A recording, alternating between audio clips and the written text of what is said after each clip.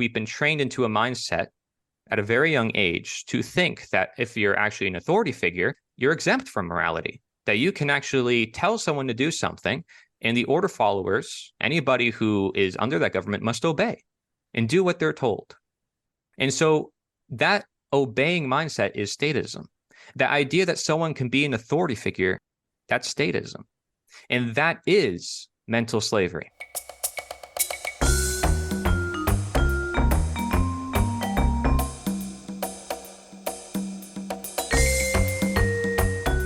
And they treat government as a religion, because statism is a religion. It's your mind believing that there's an authority in man. So, you can still believe in God as long as you believe in a God called government, because if you don't, you're going to be thrown into a cage. If you don't, this is what's going to happen to you. Then you're enslaved because they get to choose what to do with your own property, whether that's your labor, what you do with your own body, fruits of your labor. That's something you own. That's ownership. If you say that someone else has the right to your ownership, you're saying that you don't own you. Do you own 5% of you? Do you own 20% of you? 50%? No, you own 100% of you. Why would you not own 100% of your property? So if we want to get something done in society, how do we get it done? Well, let's look at how everything gets done in society without government. Voluntary interaction, the free market. If there's a demand, there will be a supply. How do we prevent a burglar from going into our house? How do we secure our property? Well, it starts with you. It starts with our fellow friends and family. It starts with our neighbors. We can't rely on some authority figures to do that for us, because then we centralize the power and we create an involuntary relationship when we give these people the authority to somehow play God. Should I share a little bit just like what the 1 minute question is? Yeah. So basically, it's just, what is the most important thing or idea, or what is just important that people should know from your own perspective, your own unique perspective? What is it that people should know? For 1 minute straight, whatever comes to your mind, speak to it. We're getting a lot of clips, which is good. We need to share it more, because anybody who joins this call, I would love if they record a 1 minute clip too. You really have to consider what you want to fill in that minute.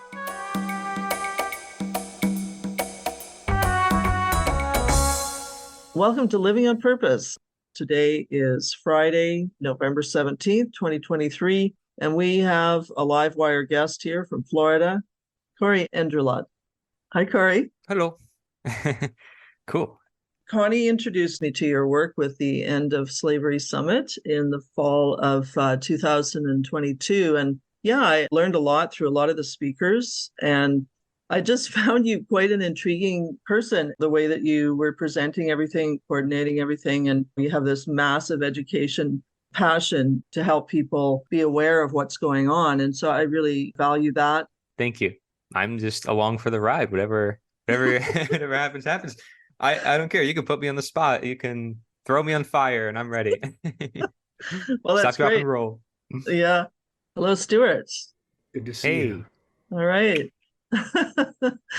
Stuart and I are in the same writing group for many, many sessions now. Wow. Yeah. Awesome. Look at admiring of each other's writings. And Stephanie has joined us and brought along her friend Alicia. Is that how you say Alicia? Yes. All right. Wow. Look at this get together. Isn't this fun? Yeah, me too. Laura, thank you for joining us. I'm so glad. Thank you for inviting me, Lynn. Here's Connie. Now, Connie is the one who told me all about Cory a year ago. Cool. Wow. There she is. There she is. I'm on the road again, but I'm going to be pulling over sometime soon. Always on the road. Last time I talked to her, she was on the road. I've known Connie for 10 years, and she has always been on the move. I just have this energy. What is it? Insatiable energy or whatever. It won't stop. I don't know. I'm not even on any coffee or anything. That's the wonder of Connie for sure. And Valerie has joined us. Hi, Valerie. Hi, Lynn. Hi, Cory. Everyone else. Yeah, so Valerie did a little research on you, Cory, and found more of your books that you wrote. How's it going? Very good. Thank you. Yeah, quite a collection of books you have. Very different topics. That's what I mean. Natural health, connection with nature, slavery, and Taoism. Yes. Yeah. There are ties between them, I promise. Oh yeah, well, for sure, it's very interesting. All of them. Yeah. So it's cool. Yeah, awesome. Well, thank you for Mhm. checking that out. Yeah, over the past few years, I've done a lot of stuff like that. You know, I have a friend, when I started telling her about the work around the End of Slavery Summit, she became quite agitated about me using the word slave or slavery. What you were pointing to a lot in your work around it is that there's an impression that slavery existed for a while and then it stopped, sort of really simplistic, right? Hmm. So you're calling this the End of Slavery Summit 2, your current project, right? Yes, as a continuation to show that there is another project that I'm doing that involves a lot of speakers around this issue, but any other issue that is relevant to people also around those basic ideas that underlie what we usually consider the definition of slavery. So that concerns ownership or freedom or holistic living, right? Anything that has to do with a mind that is free and able to think for itself. Hmm. That's what I actually got that impression, Cory, from watching your short video, that it's not that much about slavery per se, but when you say the word slavery, most people imagine, the historical slavery, some kind of unfortunate things that were happening in history. But from your short video, I thought that you were talking a lot about independent thinking versus orthodox thinking, the ability to think out of the box, not just to digest whatever you're being fed and think for yourself and stuff like that. That if you don't do that, if you just kind of follow the rules, just kind of swallow whatever you're being fed, that's kind of in a sense some slavery. So you kind of become a slave to whatever happens to you, as opposed to have some agency about your life. That's something like that. That's what kind of my interpretation was of your broad term of slavery. That I don't know if it's how close it to what you're talking about, but that was my impression from that short video Lynn circulated. I thought that's interesting way of thinking of slavery in a much broader sense of it. So I actually, Lynn, if it's okay, I can kind of like abbreviate on Yeah. this point. And thank you for having me, by the way. I appreciate it. Like, I have to thank you very much. I love this, being able to talk to all of you at the same time here and get input, because I want to hear from you guys, how you guys would define it, how you guys would look at it. Please do let me know. I've looked at slavery under many different perspectives, and I think they can all line up to what I'm talking about, but mostly due to the fact that I got a lot of this inspiration and this knowledge from the abolitionists themselves, those who were directly fighting slavery in the 1800s. Chattel slavery, we're particularly referring to the physical, ball and chain type of slavery where you don't really get anything for your work and it's just brutal. So it's very in your face, but they were talking about other forms of slavery as well. And I point to those individuals, those abolitionists in my work. And I say, look at these other abolitionists who, we're not really taught them in history. We're not taught them in our schooling system, but yet they were like on the front lines. Some of them got national prominence, like William Lloyd Garrison. Lysander Spooner got national prominence when he did his document on the Constitution. Even though he's anti-Constitution, he used it against slavery. It was amazing. These individuals knew how to strategize within the system because he was a lawyer. So he understood that there was the system that was upholding slavery in different forms, and there had to be an end to this one form of slavery for an awakening to occur, like a mass amount of change to happen, and it did. And a lot of them did not want a civil war either. A lot of them were pacifists. So these are things that not a lot of people look at, and historians can actually agree with me. And I've looked at historians' definitions of slavery, and they'll deduce it down to simply theft or ownership of another individual. So if it's just ownership of another individual, and then they go even further and they say there's such a thing called mental slavery. Mahatma Gandhi says there's mental slavery. There's a lot of other historical figures that coined this term mental slavery. Well, what is that? That's not physical. So all I did was really ask questions. I'm like, why are all these terms being brought up by famous historians, by these people in the 1800s? And how come nobody really investigated this or really brought it together? So that's exactly what I did. I made my video titled Political Slavery, and that's the exact term Lysander Spooner called it. And that one was one of my most successful videos, at least on some of the mainstream platforms. And I just asked about 16 questions to people and got them thinking about their own mindset, because the mental slavery is the most dangerous form, according to a lot of the people who study it. It's the root to all physical or any other form of slavery. And it's a tough subject. Yes, the word slavery can be fearful for people. But Lynn, you're right. I'm bringing back this term because it can't just end, period. There's always going to be some sort of slavery in the world in different forms or in different degrees.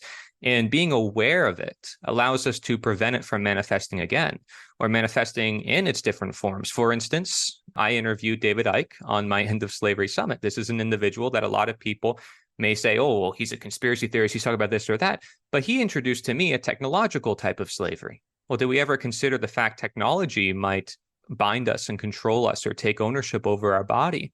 We have things like Neuralink that is being introduced by people like Elon Musk that can potentially control your thoughts. And so how far do we go into the sense of lacking self-control before we end up in another situation of slavery, although we don't call it the same type of slavery as the past? I'm merely asking questions. And that's why throughout my Slavery Gone for Good book, it's basically just questions and questions and questions throughout the whole book. It's not formatted like a normal book. It's done that way on purpose.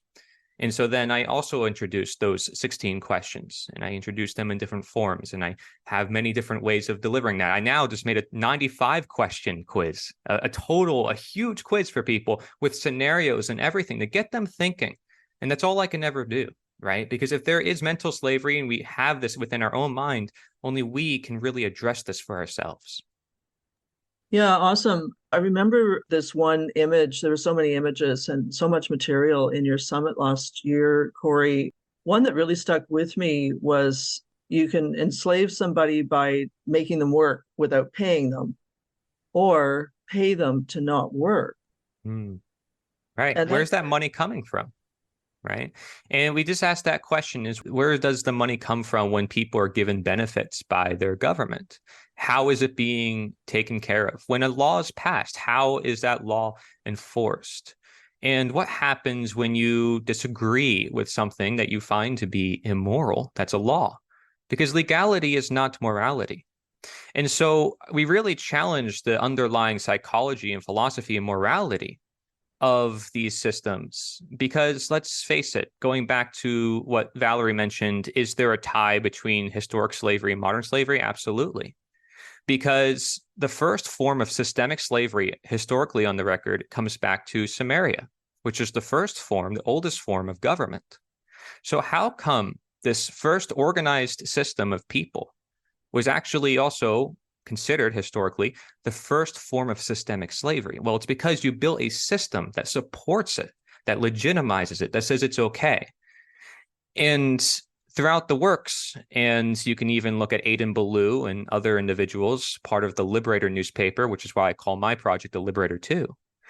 They talk about the history of governments, and they go far back and they say, look at this repeat of history, and look how far back it goes, how brutal it has been through all the ages. We can call it tyranny, we can call it chaos, but at what point do we call it slavery? You can read a really good text, very easy to read, The Discourse on Voluntary Servitude by a man named Etienne de la Boétie. It's a French individual from, I think, the 13th century. Very old text, but it's not hard to translate. It's not disputed or anything like that. It's been reprinted many times. It was actually went all the way to India. That's how Gandhi was inspired to do what he did. People don't know that they read a lot of the text that I'm reading. People didn't know that Gandhi grew up on Tolstoy's farm, which is named after Leo Tolstoy, who was an anarchist who studied the same abolitionists that I studied that talked about slavery. And that's why he wrote his text, The Slavery of Our Times. But people don't even know that exists. And historians that talk about slavery today only go so far as what is acceptable to talk about slavery. But I'm going beyond that and saying, well, are there other forms? And it's right in front of our face if we just take a little deeper look at the abolitionist. I even had to travel to some of the libraries in my area. I was living in Pennsylvania. I'm now in Florida. 7 months ago, I was in Pennsylvania, and I would travel an hour out of my way to go to a library. And they have in the back of the library old newspapers from the abolitionists that you cannot get online. You cannot access online whatsoever. I had to be a student in order to access it too. So like I had to go through all these hurdles, but I still found a way to access it, and I sent it back to myself. And I found amazing documents. I found amazing articles. And what else is hidden that I don't know about that is in these libraries that used to be public newspapers? Now it's private, hidden in some back room of some library. I find that insane, but that's because Boston was like a printing capital of the world in the 1800s. When you had the invent of the printing press, which was also created by Josiah Warren, one of the abolitionists that I studied, who created towns of his own for the Underground Railroad, who also was known as the most practical anarchist. He was an orchestra leader and an inventor. He did all these amazing things. He wasn't an anarchist with a mask on his face, throwing fire in the street and causing a bunch of chaos. No, he was a gentleman who went around the states and promoted the end of slavery.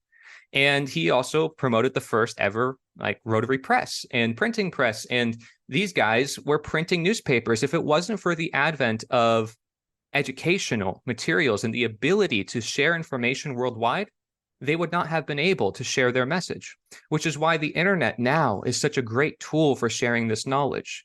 We may not realize this, but this is the next part of our evolution, is ending all forms of slavery. So when I say the end of slavery summit, I really mean that, because now we have the ability to share knowledge en masse. In the 1800s, it was just beginning. So after thousands of years of chattel slavery, it was put to an end.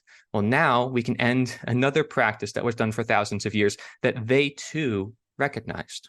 And now we're simply refining on it even more, because in the 1900s, that's when you started to see a spark in the ideas that the abolitionists were talking about when it comes to political slavery and governments. You had Benjamin Tucker and his newspaper called Liberty that had literally some abolitionists actually support his paper and write for his paper.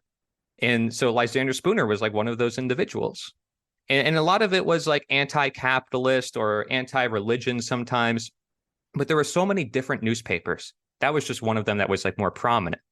And there were so many different ways of thinking. And then toward the late 1900s, you had Lew Rockwell and then the Mises Institute, Ludwig von Mises, and then the Austrian economics. Now they came into the scene, and now they said, wait, we can actually live more prosperous without these controlling systems, because there's a spontaneous order within humanity that if we leave people be, the economy and everything will fix itself, because it's the free market. And so they were talking about a sort of a free market, pro-capitalism, anti-government position. So they agreed with the abolitionist, and they simply took it a step further in another way. So everybody agrees essentially with the abolitionist when they study slavery. They disagree on some parts of the economics, but that's not the point. Like the abolitionists argued all day with people who were pro-slavery, who said, we need slavery for the economy. And what will we do without the slaves? Who will pick the cotton? And they were guiding into all these fights, but that wasn't the main concern. The main concern was that it was immoral and that it had to end. And so that's what they focused on, the morality and the conscience of everyday people. That's why they did not vote to change people's hearts and minds. They educated them directly. They reached out to their fellow man. They had anti-slavery society meetings all throughout the country. And some people were not part of those societies, like Lysander Spooner, but he was still promoting anti-slavery messages.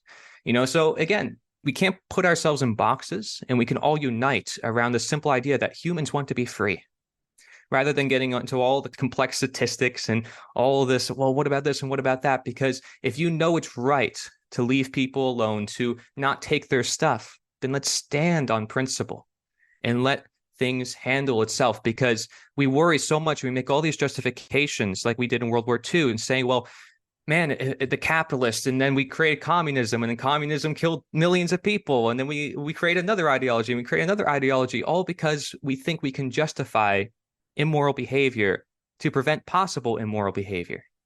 But we cannot allow any immoral behavior to begin with. There is no justification for bringing people to a concentration camp. There's no justification for going out and going to war and committing genocide like we have seen in World War II, with democide, the number one cause of unnatural death. So that concerns me, because this is like not long ago. This was not even 100 years ago. But yet, if we want to understand the root cause to why that happened, it's because so many people were mentally enslaved by the head of propaganda ministers and all these people, and Hitler and Stalin, all these people. They had like ministers that were in charge of controlling people's minds, and they were using symbolism, they were using flags, they were using all this stuff to try to get people on their side and to push something that they as an individual would not do, but they would do because their order giver tells them to do it, or because their government tells them to do it. So they somehow exempt themselves from morality. They somehow legitimize slavery, and yet they are okay with it. They think it's actually necessary. Yeah, there's so much in there. Now, you mentioned democide after genocide. What is democide? Democide stands for death by government, and you can look up Dr. Rummel, who did the statistics on that. It is the #1 cause of unnatural death. So you can talk about heart attack, you can talk about all these other types of what might be considered unnatural deaths. And he did the statistics, not even counting like millions of other wars. Like he only counted certain wars in the 20th century alone, and it was already more than any other statistic he can find. It was insane.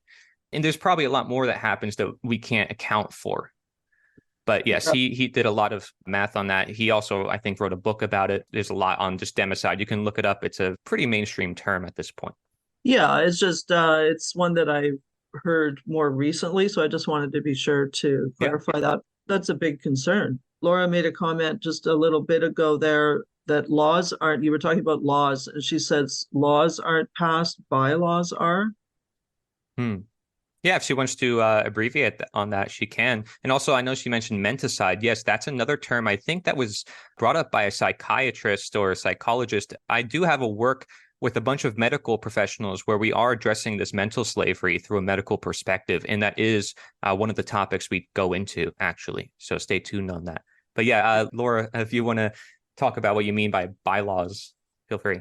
Fantastic presentation. So thank you for inviting me, Lynn, and letting me know about Cory's work. I started on your 3-hour documentary. I don't even know where to start with all of your stuff. I would love to better know how to break it down and then be able to introduce people to your work by piecemeal, because slavery is still commonly occurring. And I think it actually comes back down to humanism generally, for then we focus on the hues of man, which are just aspects of us compared to the whole man, which is where we then stand in completeness, with the ability to choose from the creative and unlimited and unspecified common law that is accessible to all of us.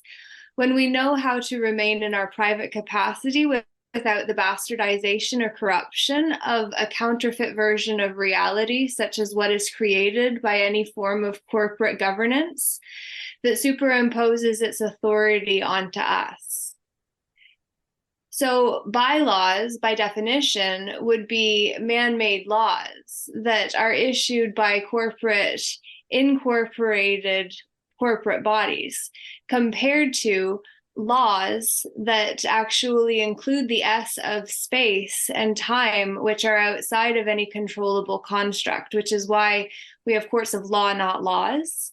And then the law itself is multiple jurisdictions, land, air, and water. But when they're specified, then they're incorporated, and we get incorporated by the interface through the profile that we then file into submission to the corpse through, and then orate on its behalf, or the agent does, which is then when we get converted from first person in our own story to then being third person, which is the ward lunatic or minor, which is where our minds are mined. So that's a lot of a side tangent, though very relevant, because when people think that corporate mandates or bylaws are equal to laws, they're really not understanding the hierarchy of creation, which I don't know whether you're familiar with that construct. I am.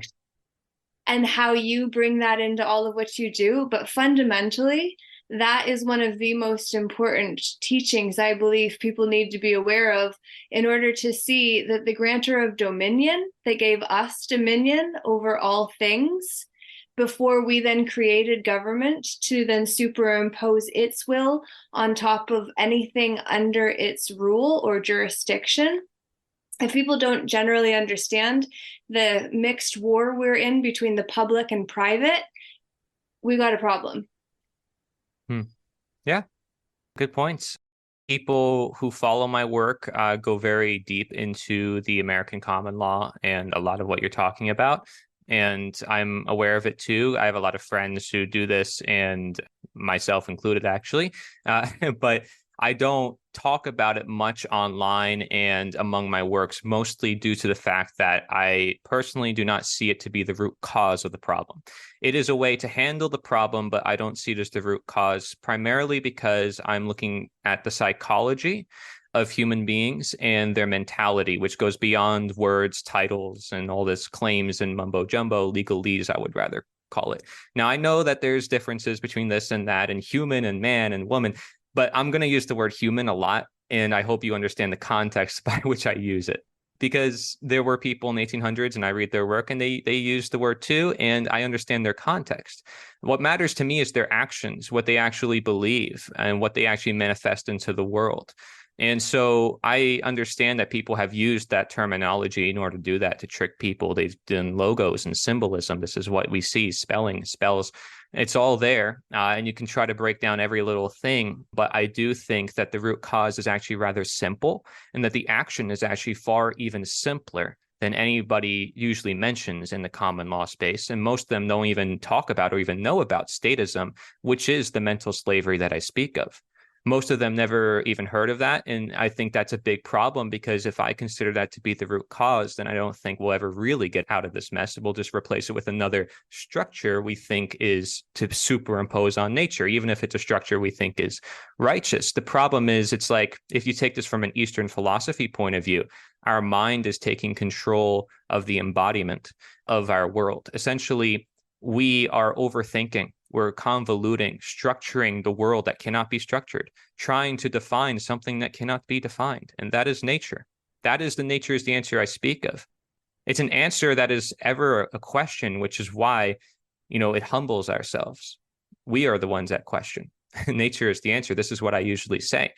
So it makes us question ourselves, our own mentality, because we are prone to fault. We are not perfect, and we are born of nature. So nature was there before us. These are just some of the things I talk about. And I do equate nature and natural law, actually, because everything in nature operates by law. I understand there's certain names and definitions for things. Like Mark Passio will have a whole definition of natural law. I don't know if you've ever heard of Mark Passio. He's an individual that got me into a lot of these communities, actually, as a content creator, just naturally through running into him. And he has great work concerning natural law, but he doesn't talk about this assembly stuff or common law stuff at all either. But I do consider his work to be of the root cause. See, it's because we're studying statism. And so until I see statism being talked about, I just don't think the cause for privatization and all this, I'm a private vehicle, I'm traveling, I'm not driving, and all this stuff, I don't think it's actually going to help people. It's just going to cause more confusion, and it's going to require people learn things that are actually new, when the truth is always here. It's always been there. It's always been here. And we simply need to recognize it's there. It's an embrace. There's nothing actually new to learn. It's the funny thing. It's like, I'm not introducing anything new to learn. I'm introducing new perspectives to see the reality that is already here, and showing that there's people of the past who had certain perspectives. But our message is above and beyond, right? We're trying to look at a higher authority than man. And that's what the abolitionists called God's government. That was their main cause to say, this is why man should not be enslaved by man, because there's a higher authority over his life. And so if you want to approach it however you want, you can. And I know there's the dog Latin terminology and all that. You can approach it however you want. I'm not going to stop you. I just think that there are better approaches to this, and such as learning how to speak to people in person with asking questions and getting them thinking about their own mindset so they can unenslave their mind. This is the type of strategy I would want to talk to people about, rather than what terminology do we use? What paperwork do I sign? How do I sign that paperwork? That's not actually going to change the world, unfortunately. And I'm sorry if this is me just going brutal on the assemblies or anybody who talks about common law, but it's still a man-made system, and we need to recognize that. We're trying to compensate for our failure. And every attempt throughout history to try to create a system that is better than the previous often just flip-flops on itself and creates an even worse scenario. Now, the reason why is because we still never hit the root cause. Okay, because it sounds like a generalization I just made. I said often. I pretty much can guarantee you, if you replace one system with another system, even if you think the best people are in charge or the best laws are present, the fact that you still have statism present will make everything just turn back into chaos. And I'm trying to end that cycle of history, which is very possible. If you study the Tytler cycle or Toynbee in his works, you can understand there's a cycle to history which can be ended if you end this dangerous belief system, which is called the most dangerous religion, the most dangerous superstition by Larkin Rose, the end of all evil by Jeremy Locke, or the one true divide by Mark Passio. Well, yeah, that's right. Laura's mind is blowing up there. Okay, so we do have a question in chat. How should society regulate immoral behavior? Yeah. The word regulate, I don't know if that's an issue too, like on the assembly side, for instance, but I don't have an issue with regulate. Like I understand the context. Like how do we deal with immoral behavior? How do we, try to fix it? How do we make it better? Well, for one, we can look at today's society and we could say, well, all these systems of order that we create have actually just been creating chaos. And this is why we're trying to figure out new ways of handling things. So we try to pass new laws, we try to put new people in office, and we try to create new regulations to make immoral actions into hopefully moral actions, or to prevent immoral people from being in society, or whatever way you want to look at it. But generally, most people don't want to do harm to another. Most people know what is right and wrong. So where does the issue go wrong? There's a small exception of people in the world who are psychopaths. There's a small exception of people who want to do wrong in the world. I'm not saying that's my justification for saying let's do away with these. I'm saying that there is a belief system behind the regulation part of it. So people understand what is moral and what is immoral generally. Now, some people may not, which is why Mark Passio in his natural law seminar strictly talks about morality and saying, this is what's right, this is what's wrong. These are what your rights are. And your rights are basically anything that doesn't cause harm. Your rights are basically anything that, belongs to you. No victim, no crime. And so anything that is a voluntary action. Okay, now, again, I don't need to come from that perspective. I don't need to come from that argument. But if you do go down that route, you understand what I'm also saying. So there's several ways to approach this scenario. People, for instance, let's say somebody's aggressing against another individual. Well, you can protect that individual, right? You can protect yourself. I think this is the whole reason why we have the Second Amendment. But really, it's just stating a fact, a natural fact of reality, which is that you have the right to defend yourself. Every human being should have that right, should they not? And so we can write it down on a piece of paper, but is it writing it down on a piece of paper that makes it true? This is my question. This is where the belief system comes in. When we pass someone into office or pass a law, is that what changes morality? Or is morality not changed by the whims, the opinions, the arbitration of man? So these are the questions I talk about when it comes to this belief system. I ask particularly 5 questions in most of my videos, and I pretty much end most of my videos with these questions on purpose because I want you to think about it. It took me a long time to think about it. I was very in that mindset of we need politics to change things. And in 2016, I was actually very pro-Trump, right-winger. I had everything. My dad even worked for him. I knew a lot of people close to him. I held the door open for people at the polls. I mean, I was all in, right? And so I was definitely in that mindset, and I didn't see a greater picture, even though all my life I've held with me the fact that nature is the answer. I never applied it to politics. It was like a given exception. Yeah, it's okay for some people to rule over other human beings. And, as long as it's a good person, as long as it's a good law. But is there such a thing as a good authority or a good law? Because, again, there's a difference between people and there's a difference between this idea of authority. There's a difference between morality and there's a difference between what we call legality. And so this difference seems to not be within the population, much because we've been trained into a mindset at a very young age to think that if you're actually an authority figure, you're exempt from morality, that you can actually tell someone to do something and the order followers, anybody who is under that government, must obey and do what they're told. And so that obeying mindset is statism. The idea that someone can be an authority figure, that's statism. And that is mental slavery. So now you just got the whole rundown of what that means. Okay. So how do we regulate society? How do we treat, immoral people? I don't want to go past treatment. I want to go into prevention. Well, it's preventing the aggregation of immoral behavior, because there will always be immoral people. There will always be crime. There will always be people who do wrongdoing. The question is, how do we legitimize wrongdoing and allow it to grow? There's only one way. It's if we create an authority in man and say that he is allowed to do wrong because he's an authority, because I was told to, because my king says so, because of this justification for the greater good, for the collective. And again, this is the root cause to everything in the World War II, century, where Hitler, this one man, is seen as a savior. People are begging down. You can see them on video. People are crying and they're cheering and they're applauding for Hitler. He's going down the streets. He saved us from communism. He saved our economy. He made everything better. This one man, this authority figure, they bow down to him like a god, a second god. And they treat government as a religion, because statism is a religion. It's your mind believing that there's an authority in man.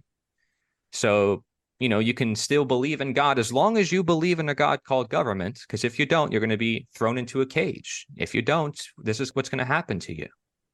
Then you're enslaved, because they get to choose what to do with your own property, whether that's your labor, what you do with your own body, fruits of your labor. That's something you own. That's ownership. If you say that someone else has the right to your ownership, you're saying that you don't own you.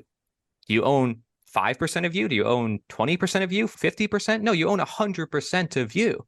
Why would you not own 100% of your property? So if we want to get something done in society, how do we get it done? Well, let's look at how everything gets done in society without government. Voluntary interaction, the free market. If there's a demand, there will be a supply. How do we prevent a burglar from going into our house? How do we secure our property? Well, it starts with you. It starts with our fellow friends and family. It starts with our neighbors. We can't rely on some authority figures to do that for us, because then we centralize the power and we create an involuntary relationship, and we give these people the authority to somehow play God. See, you can have voluntary police stations. You can have voluntary systems of security. Absolutely. People hire bodyguards too if they need to, right? If they feel like they're so insecure. People, if they feel like they can't protect themselves, they can do all sorts of things. We live in the age of technology. We have security cameras, and yet we still don't think that's enough. And in fact, it actually makes governments more dangerous, because now they have that technology to use it against their own populace. Now, because of all the centralization of power, they can actually use that to spy on their citizens, to control them even further, because we gave them that power, and we gave them that power through this belief system. But if we didn't give them that power in the first place, guess what? A lot of people will have billions of different solutions for everything. And there would be so much competition. There'd be so much innovation. The gas prices would just go down on its own. Everything would just solve itself, because this is the natural spontaneity of the universe. Nature does everything without thinking or planning. There is no structure in nature. Everything just happens of its own. Your heart never skips a beat. Your lungs never forget to breathe. We have lost our trust, which is our actual government. Trusting other human beings, live and let live, the golden rule, do unto others. But we break that the minute we say and create the justification and say, we need to pass this law for this reason, that reason. How is that law going to be backed by? Violence against peaceful people. Otherwise, it's not a law. Otherwise, it's a voluntary agreement. It's an organization. It's a business. Now, what makes a mafia or gang different from a government? Well, they're actually quite similar. But guess what? The mafia or gang is seen as immoral. The government is seen as moral. Why is that? Because they're seen as authority. Our statist mindset looks at certain human beings and says, well, they're wearing a suit and tie. They have this title. They have this position. Therefore, they have more rights than everybody else. They can do this, which no one else can do. So that is what I'm talking about. And once you end that, then you will have the regulation that I speak of, where it's voluntary, and you see it with everything else outside of politics. You see it in the food industry nowadays. You see it like people need food. There's a demand, there's going to be a supply. Okay, so people will get together and they will do it. And we see this everywhere. Like, just start looking around and you'll realize humans are generally pretty good. They're not that bad. Like, there are bad people in the world, and they tend to create more bad people in the world. And those bad people also seek power, but we don't need to give those bad people power. And we can actually recognize that since most people are good, we can trust them and we can build relationships with them, and we can actually obligate people to be responsible for their own lives rather than giving that responsibility away and saying it's handled by some authority figures that we barely know or that we believe we know, and that has to be given a paycheck by our stolen money by the threat of violence in passing laws that are done by the threat of violence against peaceful people. So there's so much better ways to handle things, and any voluntary solution I'm all for. Okay, there's going to be people setting up common law courts in a free world. There's going to be people setting up defense, solutions. There's going to be people setting up all sorts of things, and people can choose how they want to live for themselves. As long as you let other people live how they want, and it's a reciprocal relationship, that is what we call voluntarism. So there's statism, which is the problem, and then voluntarism, which is the solution. The simple idea that all interactions between humans should be voluntary. That's it. And you can look at abolitionist Charles Lane, where he talks about a voluntary government, and all his fellow abolitionists were like, well, then it's not really government, is it? and that was a funny little thing that happened in the 1800s, because again, they were some of the first to really start to recognize this.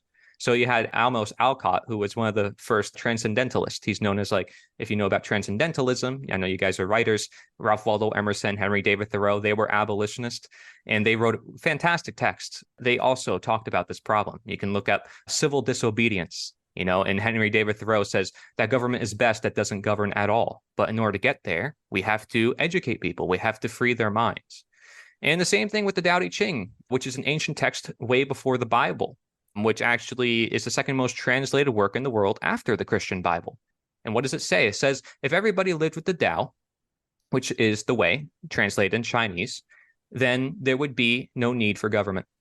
And Zhuangzi, Lao Tzu, the Chinese philosophers at the time, said the same thing, which is why I talk about Taoism, and they talk about the synchronicity and spontaneity within the natural harmony of the universe, and how Confucius and his ideas of, well, man is intrinsically evil, so we need to pass laws and structure society, and how that just flip-flopped on itself. They understood that. That's why Lao Tzu left China. He's like, Confucius is ruining China with his laws and rituals.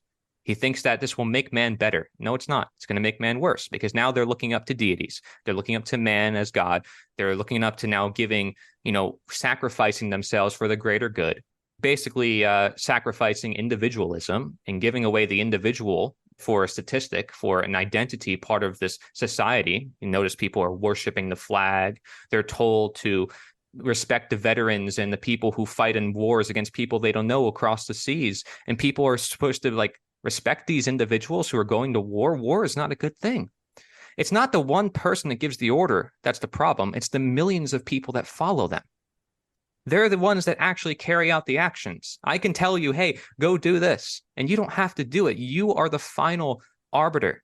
But see, if you're mentally enslaved, you're going to think I have to do it because you told me to. And that's it, because, well, who am I? Am I a slave owner? Am I someone special? Well, what gives me the right to tell you how to live your own life? Well, a lot of people actually believe nowadays that a lot of people that we call government, anybody who presumes that position, can do that. And by the way, another word terminology game for you, a lot of libertarians like to differentiate government versus the state. They'll say the state is that thing which causes violence, and government is just people coming together in community. So whatever you want to look at term-wise, as long as you understand the context of what I'm saying, voluntary interaction over violent interaction, then let's make that the framework for society. And then everything will settle out on its own. And so that's my answer to that. And I, of course, go deeper into it with Taoism and other perspectives. And if you want, I can clarify on any particular perspective. Okay, well, so much there, Cory.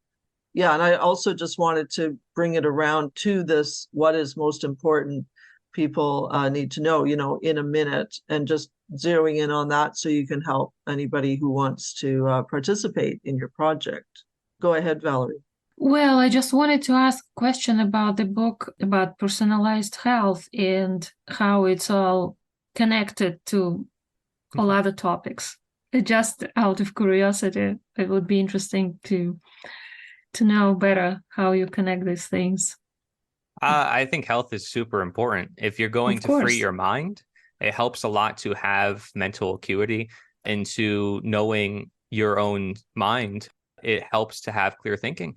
It helps to have a mind that is free from the world and therefore lacks scarcity, actually rather has abundance.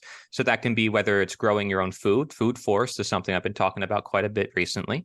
And I'm in Florida. There's a lot of people growing food forests, and there's abundance. And that is not only feeding the world, but also healing the world. And, not to mention that's a great thing for the economy and for bringing people together and for healing the atmosphere and so many things. I mean, there's just abundance of reasons why that is considered another solution. Do you ever wonder why? Nature is the answer, right? So you can apply that on politics, but you can apply it also to health. Absolutely. Because basically that's the underlying tie. Is you're recognizing there's the nature of the human body. It's designed to heal itself. The nature of the world is it's designed to keep itself in order. But if we suppress that order because we think we need to go on a certain diet, we need to do this or do that, we actually restrict our methodology. Not that it's bad for an individual to choose to go on their diet because they're doing it voluntarily. But once they say to someone else, you have to go on this diet and this is the best pill and this is the best medicine and you should take this, notice what has happened. Society has gone backwards. Even though people had good intent, they thought, oh, well, everybody should do this because it's really good. Guess what? There's a lot of different people in different environments. You cannot impose what you think is right for the world. And that's all I'm saying when it comes to voluntarism is I don't have a strategy for the world. I don't have a structure for the world. I don't have a solution for the world because there isn't supposed to be just one. I'm not supposed to be the only arbiter. I'm not God. I'm not truth. I'm not nature. There's a trust and integrity in the process and humility in recognizing that we are all equal. And therefore, even if I have expertise that you don't, I share that with you voluntarily and I don't impose it on anybody. That's what a real leader is, somebody who's inspiring, who you want to follow, not somebody who says you have to follow because I said so, because I have this title and this authority. See? This is where statism twists the idea of leadership. And that's why people think it's okay to have governments and have doctors over their life. Like doctors are different, again, because they're more voluntary. But still, you can see that there's this dynamic within society because we have this top-down law of correspondence, the Hermetic principle. It's an ancient principle, which is that so as above, so as below.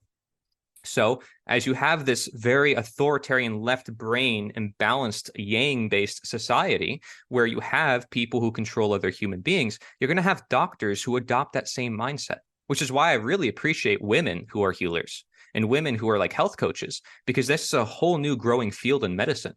And, when I was taking health coaching in school, like I was surrounded by women. There were like no men. And I was like, this is awesome because they're actually the real caretakers and nurturers of this world, because they have this feminine aspect to them that is being lost in this very dominative society. See, this yin aspect, which the Tao is also correlated with, yin is correlated with it, is being lost because of all the, you must do this. This is the only way. And this is how things should be structured. It's very yang based. So going to that natural medicine, Eastern perspective, whether it's in philosophy or medicine or anything else, is very core, especially in the West, where we've adopted all these ideas of authoritarianism ultimately. So it's just something to bear in mind. The East has fallen to those ideas too, right? I talked about Confucius and those ideas being correlated to that of the West. But getting out of that is so simple. I'm telling you, it's like letting go. And it's not the new age position of let's just meditate all day and all your problems will go away. It's saying no. It's standing on principle and letting life be actually. Because you can let life be and just meditate while you're still in the system, promoting the system because you're not speaking up against it. Or you can be actually outside of the system. Say no. Put in your whole heart and service into saying no. And, you're actually not participating in evil. You're actually not doing anything. The Wu Wei principle in Taoism, which means effortless effort. It means letting things flow. It's like being on a river and not allowing yourself to get stuck, being able to constantly flow and change with the times, which notice laws will have a very hard time with change. Every time we pass a law, it's like, what if we have flying cars tomorrow? It's like, there goes all the traffic laws. It's like, what are we going to do? We have to make new laws. Constantly, these things are changing. Impersonation laws. We have AI now that can replicate anybody's voice, anybody's look. I mean, soon we're not going to know what's real anymore. These are questionable circumstances which people try to answer, but they cannot recognize what is future reality because it's future. It's not present. health has a lot to do with this. Mentally, people are going to be stressed and confused with everything that's going on. And if we don't bring it down to that individual level, which is everybody needs to change, the masses. I'm not saying we change the people in power. I'm saying we change ourselves, which is a hard statement to say, I'm the problem. A lot of people don't want to say that. They want to point the finger and say, these authority figures are the problem. But by doing so, they're legitimizing statism because they're saying that someone else should take that position and that they still have that mindset in themselves. So it really is an individualized, personalized health journey when you address your own mindset in the holistic way, meaning you also eat healthy, or you try your best to eat healthy. You eat what you know you should eat, or you listen to your body. And how often do we really listen to nature if we're being told what to do, told what to think, told what to eat, right? So this is a correlative concept you'll find through all my works. Mm-hmm. And in your life, like you recently moved to Florida, you can try to think for yourself, but it's really sometimes you confront this reality. And a lot of people who try not to be like nonconformists or whatever you call them, they have to, let's say, move away. They have to adjust their lives to be that independent. So how far you're willing to go to be independent, not to back down under the pressure. Like a couple of years ago, all of us were in this enforced vaccination in Canada. And I myself, I had a job and I was threatened to be, fired if I don't get this vaccine, but I need a paycheck. What are you going to do? To move to where? To a village or where? Because you can't sustain yourself in a big city. So it's kind of a lot of blabber, but I'm just wondering, in your life, in your own example of your life, did you move to Florida because the circumstances of your life compelled you to make some choices for your health or for your, I don't know, the sustainable agricultural kind of community, or what's the motivation? Why did you do that? And or how you managed to do it in your personal life to make these difficult choices? I actually didn't have to come to Florida. I could have stayed in the peaceful countryside in Pennsylvania and not be bothered by people and probably be more prepared. And we probably could have paid off the house and had no problems. So yeah, we could have stayed there. But why did we choose to move? Because I wanted to reach more people with this message. And Jim Gale did the same thing. Jim Gale, Food Forest Abundance. He's 3 hours from me in St. Cloud. He has a 50-acre food forest. We just started that last year. His plants are already fully grown because he works with nature. He works with the natural spontaneity, the intelligence, with the order within nature, and simply allows it into being. And he's a good example of this type of spontaneous order in action. And I talk about that in my Taoist book as well, which I think is also really good, by the way, for any new readers, anybody who's totally new to everything I'm saying. It goes into all these ideas through that ancient philosophy, which is very trusting, very peaceful, allows you to recognize there's a peace of mind about history and about how things flow. People worry about a bunch of things they don't really need to worry about, at least from the way I see it in studying that philosophy. Yeah, so I came to Florida, but here's the thing. I networked with people in Pennsylvania too. There's people everywhere. There's people, you just got to find them. I have a lot of friends in Canada, a lot, who are from the Truth Movement. And a lot of them just came down to Florida for the event that we did, which was massive. It had like over 30 speakers. And this is our first event that we've ever done. It's called Path to Freedom. And we did this again at Food Forest Abundance. And it was awesome. Like if we keep this going, I do think that independent media, with the resources they have now, they have millions of listeners. InfoWars literally brags and says, we have more viewers than CNN. And then they're in like $1 billion lawsuit. If I had that much money and that many people following my work, something should have changed. At least that's my point of view. For 20 years doing this type of work and not really getting any change out of it, you can be highly skeptical. Well, it's because InfoWars never talks about statism. They've never once ever had a anarchist or abolitionist on their platform. They've had the first one, actually, Mark Passio, which is, one of my teachers, I would consider, from Philadelphia. I actually got to meet him in person because he was from Pennsylvania. So that was pretty awesome.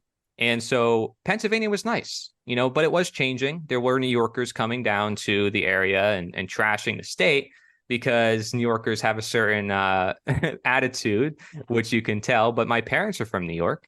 And it's funny because they don't like it either. They don't like the way their neighborhood changed. There's this culture that is being manipulated, and that changes people's minds, and their minds then affect the world that they live in. So the people who control the world know this. They change the culture, they change the minds, they can get people to obey flags, to obey symbols, to obey people in power, they'll put it in the movies, in the television, they'll put it everywhere, right?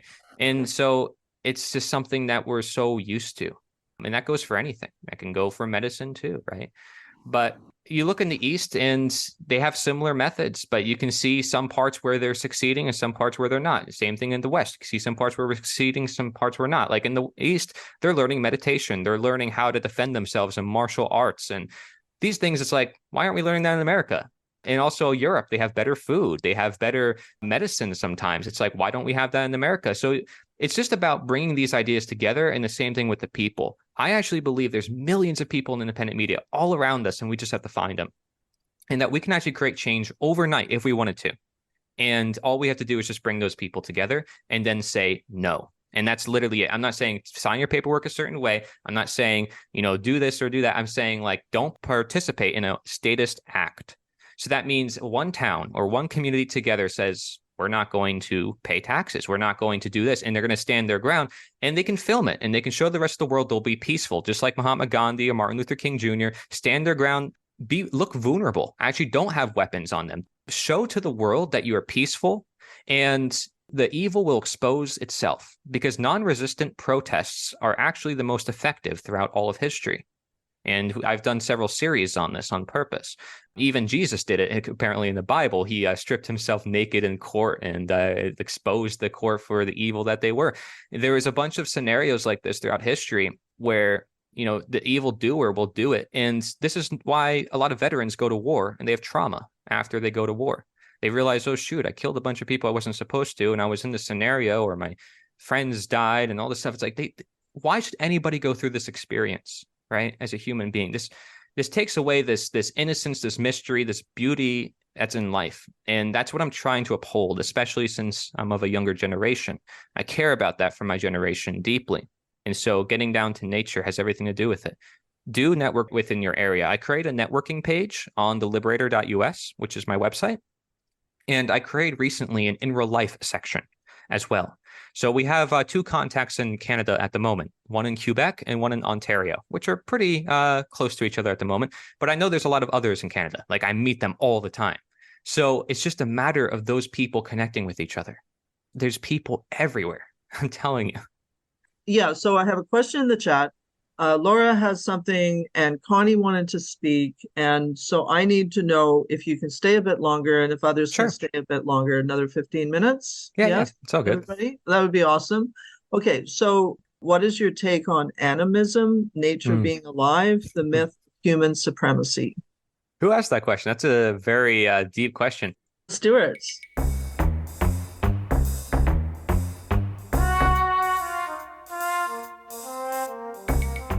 So that's a good question for pretty much anybody in the Mark Passio community that you're going to vibe with them like immediately, because they go into deep aspects of the occult and different aspects of like human psychology through ancient times. Basically, that's basically the occult in a nutshell. Is like the hidden sciences, the hidden philosophies of the time. And animism is apparently like the root to a lot of religions and spirituality. So I know that much about it. I don't know too much about it. So I will just be honest with you and say, I'm not going to speak on something I don't know too much about. But you do say nature being alive, the myth of human supremacy. I could probably agree with those 2 statements. So in that context, absolutely. The fact that humans don't really have as much control as they think they do. They attempt all sorts of things. Maybe that's the point of view. Or nature being alive. I mean, the fact that everything's constantly moving, that there's a vibrational energy. If you bring everything down to the molecular level, you notice there's things constantly moving. This is also another Hermetic principle. It's called the principle of vibration. So there's other principles. There's the principle of polarity. There's the principle I mentioned of correspondence, which was as above, so below. There's the principle of mentalism, which is that all is mind, that our minds create the world. There's other ones like the principle of rhythm, that there's an ebb and flow to everything. You can look these up. There's about 7 Hermetic principles. And the 8th one, Mark Passio calls care, because if you don't care, then nothing will manifest. And care is ultimately this generative principle, he calls it. Care is what we need in this life, right? To actually create change or create anything we want to create. Okay, thank you for that. Laura, go ahead. Absolutely fabulous. Thank you for all of that. And I kind of just wanted to bring in a perspective of dimensionality in relation to what you're talking about in a seemingly left wing kind of way, but just I would love to see if it lands and how, because of the high level you went to be able to understand all that you have. So basically, the first dimension is the one-dimensional label of an identity or construct that we take on and believe ourselves to be. To belong to a two-dimensional counterfeit version of reality, such as what we're on right now, where we've all zoomed in from our respective places in this planet, with heart being Earth in a different order. And so we're all holding our spots and feeling really connected, yet it's through an interface that requires us have a profile in order to file into that space that feels really real while we're in it, but we have to have the interface in order to be in it. Compared to the 3D, which is real, and I'm here whether something is on outside of me or not. And then the fourth dimension is the mind that actually creates the mental constructs that give meaning to the one and two-dimensional realities masquerading as three-dimensional truth.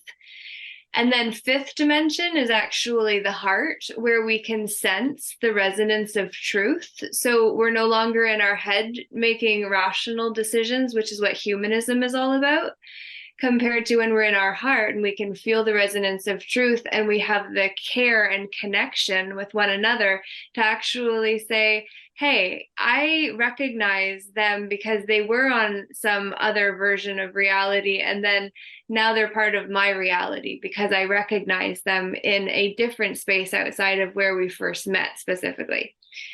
So I don't know whether that helps in any way with what you're trying to say, but I do believe that it's really important for people to start understanding these one-dimensional boxes of words that we give syntax and meaning to in order to put them into order and screw ourselves with.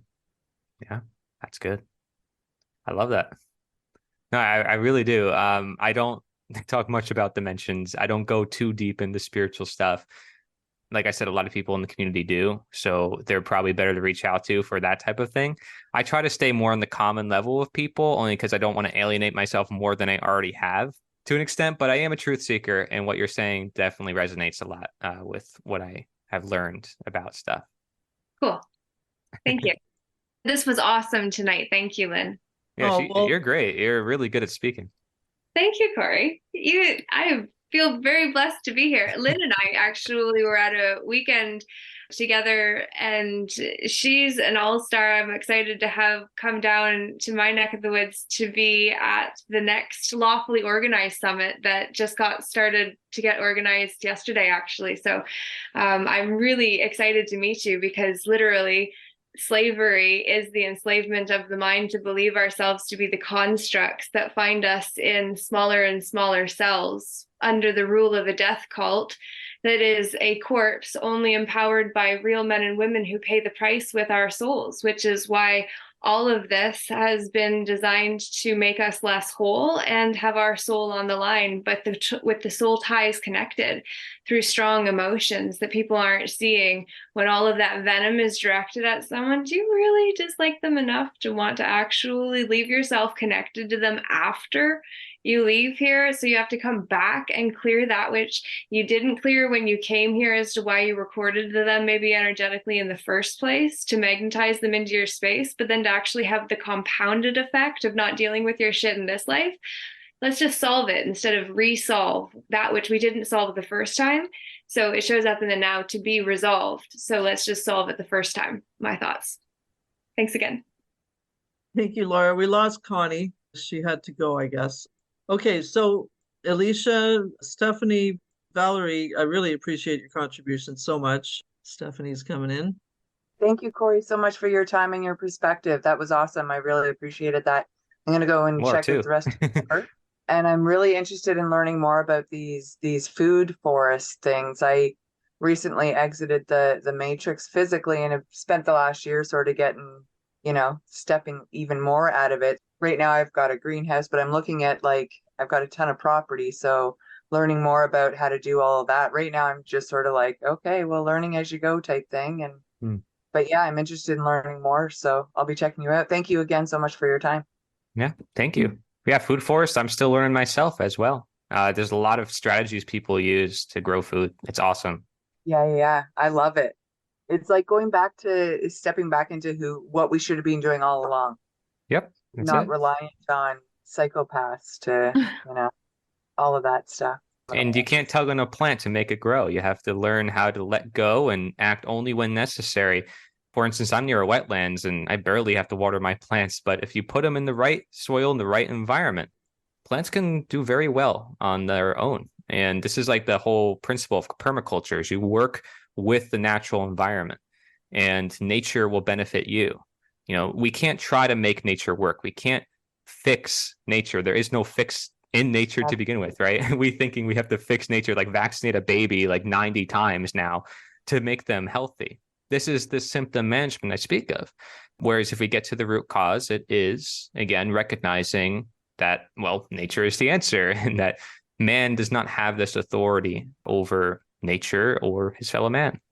So right on point when you talk, I always call it the battle for the minds of the masses, right? And we've just been brainwashed to believe that this is the only way it can be and this is how it has to be and too bad for you when the reality is completely opposite. And I get into consciousness and all that, so I think ultimately you're right on so many points, and the mind is a massive part of it. Absolutely. Also what Laura said too, being able to recognize what is seen as the perspective of the problems of the mind, like being able to go from our heart, right? Like Gandhi constantly talked about like the heart as his motive for going to jail for his belief system. He's like, you can do anything to my body, but you cannot take my heart. You cannot take my mind. You cannot take my soul. Like that was his mindset. And because of that, he was basically invincible, and it allowed him to move on in a way that the people actually literally had to visit him in the jail cell to make a compromise with him in order to make the people that followed Gandhi happy. And Gandhi did not seek authority. Again, he was like a natural leader. People looked up to him. He didn't use weapons. People were inspired by him. I mean, that's kind of why he got killed too. But, that's kind of how it works, right? But guess what? We have technology now. We have the ability, like you can't find much footage on Gandhi, actually. You can find a lot more footage on Hitler, which is from like the same era, which is crazy. But like you can't find a lot on Gandhi. Now we have so much more of an ability to spread a message and to show it in action. There were people who set up towns in the abolitionists. There was one town that was like 15 years with no government whatsoever during the abolitionist times. It was called Modern Times, but no one knew about it. Like if people knew about it, that stuff would have kept going. But like at the time, you had the Civil War and all the stuff that was obligating those people who lived in those towns to just to leave. And everybody enjoyed it there. You can look up the residents of Hopedale community. It's another one. All these towns were part of the Underground Railroad. Some of them had no taxes, and they allowed slaves to run away to these towns to escape their governments because the governments were connected to slavery, and the abolitionists saw this and they're like, we need to leave the whole system. So like you had someone like, well, I think it was Jeremiah Hacker, might have been another individual who did Fruitlands. That was a collaborative project. And that was another scenario where they grew food on their own. So just like that, food forest can do a lot. Yeah, and you're so right. Like scientifically speaking, it's getting back to the heart, right? Living from the heart. Again, that's exactly what changes the entire quantum field and everybody in it. And it doesn't require a large percentage of people to do it. Like I believe at this point right now, we've got enough people to shift the entire quantum field and everybody in it. If we recognize statism as what's holding our minds back, because our minds should work with our heart, right? Like our body systems, like we have all these for a reason. We can get convoluted in our mind. Our mind may not be clear in thinking rationally. And that's why we structure society and we forget the heart in ourselves. We don't have a conscience. We'll just do something because we are told to do it. This is us using our brain and not our heart. And also we can be swayed too much by our heart and think we're doing something so right. And because someone looks so good and because they have such an emotional argument, a politician goes on stage and makes me feel good.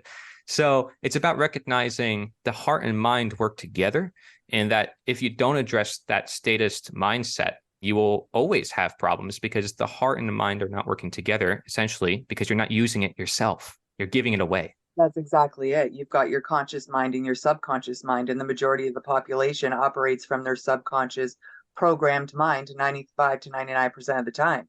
So it's also sharing with people like this is how your mind works, right? There's your programmed mind, and then there's the conscious you living from the heart, living in alignment, living in truth and higher states of consciousness mind, right? And you can feel a difference, you know, when you're in alignment. So it's getting back to that heart, getting back to like learning, teaching people about their programmed mind, and even watching the actors on the main stages is it will take you into lower states of consciousness. And right now we need as many people living in these higher states as possible in order to shift the entire quantum field. From my perspective, it's time to turn off the matrix. You know, it's garbage, it's a show, it's deception, it's manipulation, it's mind control. Even look at the word governmente, you know. Yes, And mind control, right. go on and on. So Gravano and Mentis, yes. That does mean mind control. Mark Passio is actually known for getting that out to a lot of people. I don't know if you knew that. Like once he started sharing that, everybody started saying it. It was insane because his seminar went really big on that. His natural law seminar had like several hundreds of thousands of views. And that's how I got connected with the community. We all got connected after some of that work. And now he's teaching other teachers to be teachers. He's teaching people how to use technology to create content so that way we can share the message, because he doesn't want to be the only person doing it. He recognizes that, you know, he shouldn't be the only person doing it. If he wants this message to be big, everybody's got to be doing their part to some extent, you know. And there's a lot of people behind the scenes that do a lot of great work and they don't produce content. So it's just depending on finding your way of producing it. That's why I created deliberator.us. It's a great way for anybody to get involved, and I can help people out as well. Laura wants to know who this natural law teacher is who you keep mentioning. Yeah, I'll write it down. Write his name. Perfect. You'll love him with this perspective. With the heart and all that stuff, the spiritual stuff that you guys go into, you'll love Mark Passio. It's very deep into that. Okay, Laura, just before we come back to you, Alicia, go ahead. I just want to thank you, Cory. I did start watching your 1 3-hour documentary, found it very impressive, and sent it off to a few people that I know. I'm I guess you could call a newly awakened person over the whole COVID thing.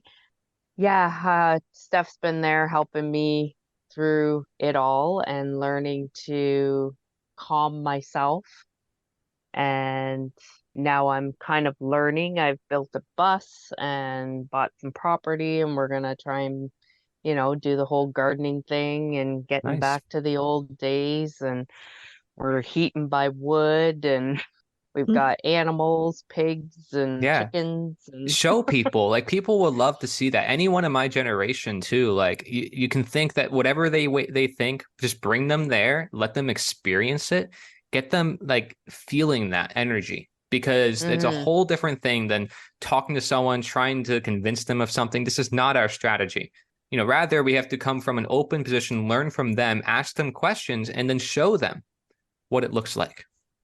Because this food forest I went to, Jim Gale's place, anybody who walks in that place, doesn't matter what they're thinking, you know, their energy's brought back up. There was a guy who was delivering pizza who came in, and he was like my age, and he was like, wow, what is this place? I've never seen this before, you know, and he lived there. He was local to the area, but it's crazy.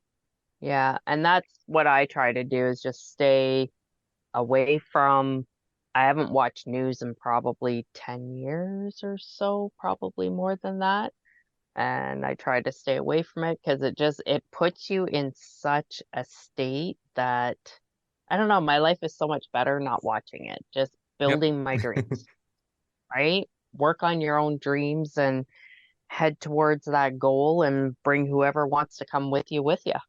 Because you don't need to. That's why people think they need to watch the news. They need a smartphone with them at all times. They need the vaccine. This idea of need has basically equivocated individuals thinking that there's things part of nature that aren't. So when people say we need a government, we need this vaccine, they assume that it's part of nature, like part of the fabric of reality, and that we cannot live without it. And because of that, they actually like say that, you know, we have to have man-made controlling everything. I wrote about that particular perspective where I just nail it right to the point. That one is my book, Government is Unnatural, Anarchy is Natural. So I just straight up say it, right? And I talk a lot about that perspective of like, what if government is just trying to replace nature itself, its authority? And no one's ever really looked at it through that lens. But because I am like more of my own internal philosopher coming from my own like nature point of view, I was able to deliver that perspective. So it's not one that you're going to find necessarily anywhere else. And it's not one that, I did research for or anything. No, this is coming from my own philosophy point of view, studying the nature of the world, studying medicine and seeing how that could be applied to the world, like from individuals to the world. Like, how do we heal the world? Not just heal an individual. Let's not just heal health. Let's heal the world and their health. Let's prevent all manifestations of disease. Let's look at that. Mm-hmm. Yeah, I had to do that about 3 years before COVID. I was diagnosed with diabetes. I reversed it with Wow. keto. Wow. Congratulations. Yeah, I had a choice. It's either I die slowly and pump myself with medicine, or I turn to food. Yeah. So I turned to food. Awesome. So you like did the research and all that, and you took the willpower, you took the first steps, and then I love it. See, and that's the thing, like, too, is like we just have to open the door, take the first steps, and then things usually start to work on its own over time. And that's that Wu Wei principle of like flowing with the stream, being able to flow. It's like it becomes effortless over time. It's like you first learn how to ride a bike. You're going to fall a couple times, you learn how to cook. You might, spill something by accident, but over time you get so skillful at it, it becomes effortless. And that's kind of the goal, I think, when it comes to sharing these truth concepts with others or practicing it within our own life. And yeah, I love it. I think that's great that you did that. So cool. Thank you, Alicia. That's fantastic. Thanks for sharing that and being here so promptly. Well, thank you for having me. Okay, so Laura, you had something, and also I would love just to have a 1-minute sample from somebody, just a little tester for this 1-minute challenge from Cory. So Laura, if you can be brief with what you want to say. I completely forgot because I am completely curious what this 1-minute challenge is. So please carry on there. I look forward to connecting and would love to see where we might be able to overlap as well. So yay. Sure. Thank you. Such a valuable Friday evening. Yeah, it's awesome. Should I share a little bit just like what the 1-minute question is? Yeah. So basically it's just, what is the most important like thing or idea, or what is just important that people should know from your own perspective, your own unique perspective? What is it that people should know? Like for 1 minute straight, whatever comes to your mind, speak to it. May I do my minute about the fact that people need to know? Yeah, just hold on one second. Just gonna time you. Gonna time you. Oh goodness, it's gonna be right official. People need to know that the Mental Health Act is the modern day witch hunt legalized and normalized, that you can't vouch for your sanity if you are a third person in your own affair because you invited an agent or a middleman to speak for you and move you out of your proper or properia persona perspective, which is the office of man or woman in your first person pronoun, as an I, me, my, us, we, ours, ourself, myself perspective, compared to when we are shifted into a third person and then made to be a ward, imbecile, lunatic, or minor, where we are then mind in heart, body, mind, and spirit by creating cords with others that we need not to be drifted ashore with, because we don't need to go into all of these capitalized versions of reality when we can actually learn to stand on land as men and women in our private capacity with all rights reserved. Wow, you did it. That was right on a minute.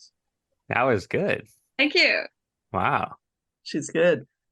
Yeah, man. Anybody else want to compete with that? No, honestly, so for the 1-minute thing, like you can record it on a phone, you can record it on, like you guys have good cameras the way it is. And I will actually edit it for you if you want. And I'll put words on the screen. Just anything that comes to mind for 1 minute, even if it's less than a minute or more than a minute, I can condense it. I just want people to have a little voice on this showcase because it's a showcase. So it's like everybody's going to do a 1 minute clip and I'm just going to like show everybody and their efforts. And we're going to be talking about it. And it's going to be a whole like show series that we're doing. So yeah, that's it. 1 minute on anything. Just think about it, you guys. If you guys need help, I can schedule like an interview with you guys or like I mean just like a talk one-on-one if you need help for your 1 minute, like on gathering topics and all that. Or if you want to script yourself, that's up to you. And then you may follow up with some of these 1 minuters and have a conversation with them, like bring them into the conversation. That's an option that you have. After your clip is done, you can actually talk more about your clip with us when we go over the clip on the live show. So basically, after we show your 1 minute clip, we'll be like, okay, let's bring on Laura and she'll talk more about her clip, basically, something like that. Go ahead, Alicia. Can it be under a minute? Because yeah, absolutely. I'm a talker, but I don't want it to go off the rail. Yeah, no, you're good. Yeah.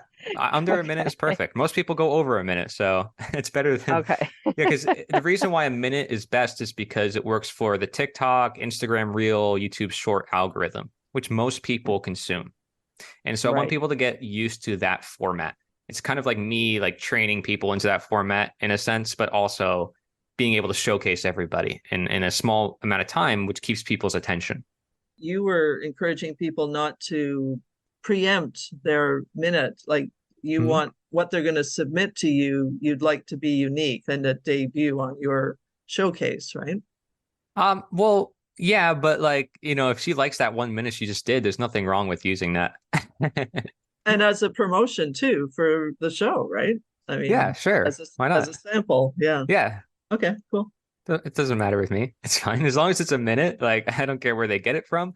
And as long as it showcases you, like Laura as a person, then yeah. As a individual, darn it. No, can't use that word either. Human, can't say that word either. Woman. Get limited when we try to figure out how to put all of what we are into. Now you know why I don't focus on that, because it would drive me, like I'll be talking about something and then I'll run into a word and be like, oh man, I shouldn't have used that word. I do that to my nearest and dearest to me all the time. And then it's just like, gosh, I don't know how to, yeah. Anyway, I think things are really changing in these online spheres in a way that we're not really talking about, because like influencers generally have been bought and paid for, it seems, largely as of late. And like it seems even like with the certificate of Vex identity death, how many people are starting to now monetize and capitalize on even this crisis and identities formed around all of that. And now it's just like when the next shift comes, like you got to make sure we're not throwing people under the bus because we're still in communities with these people. It's only certain topics you can't talk about. But yeah, I also did a recent video on that, a way to kind of get around a lot of that. So if you're interested, it's called Important Tips for Controversial Content Creators. So that's kind of relevant to both of us. I say. All righty then. Cory, this has just been awesome. We've been here for an hour and a half and it's just been packaroonied. Cory, thank you so much for all that you shared and for everyone being here and showing up and contributing and filling in this amazing time. I'm really pleased. Thank you. Thank you. I'm just, it's been such a pleasure and such a kind of intellectual discussion or whatever you call it. It's just a pleasure. It was great. Thank you, Lynn. Thank you, Cory. Thank you, Laura. Like everyone, Alicia, Stephanie, it was great. It was really great. Thank you. Yeah, thank you. Thanks. We will be in touch. Cool. My main site, theliberator.us, there is just a learn here and action here button. Keep it short, sweet, and simple. I have condensed a lot of my work and really, tried bringing the essentials. And so those two buttons should have everything.